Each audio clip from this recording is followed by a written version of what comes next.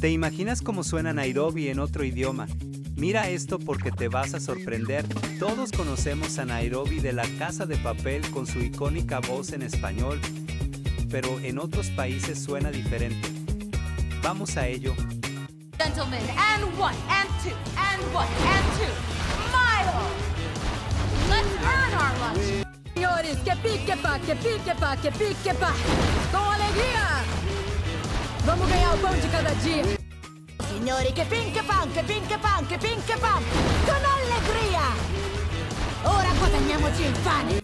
Herrschaften, hop, hop, hop, hop, hop, hop, hop, hop, hop, hop, hop. Verdient euch euer Pausenbrot.